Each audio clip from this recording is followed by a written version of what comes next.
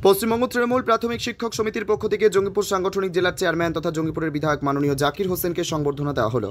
উপস্থিত ছিলেন পশ্চিমবঙ্গ তৃণমূল প্রাথমিক শিক্ষক সমিতির সভাপতি মাননীয় রফিকুল ইসলাম সহ জেলা নেতৃত্ব ও গুরুত্বপূর্ণ সার্কেল নেতৃত্ব। জঙ্গিপুর থেকে তরিকুল শেখের রিপোর্ট, জঙ্গিপুর টিভি।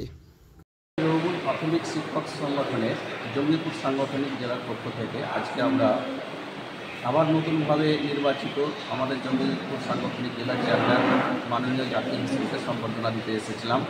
আমরা প্রথমেই অভিনন্দন জানাবো মা মাটি মানুষের নেত্রী মমতা বন্দ্যোপাধ্যায়কে, আমাদের সর্বভারতীয় সাধারণ সম্পাদক অভিষেক ব্যানার্জিকে এবং আমাদের রাজ্য সভাপতি সুব্রত বক্সী মহাশয়কে, যে এইরকম একজন মহান দানবীর ব্যক্তিকে আবার আমাদের জঙ্গিপুর সাংগঠনিক জেলার চেয়ারম্যান হিসাবে নির্বাচিত করার জন্য আমরা জঙ্গিপুর সাংগঠনিক জেলার শিক্ষক সংগঠনের পক্ষ থেকে আজকে ওনাকে সম্বর্ধনা জানাতে পেরে খুবই গর্বিত।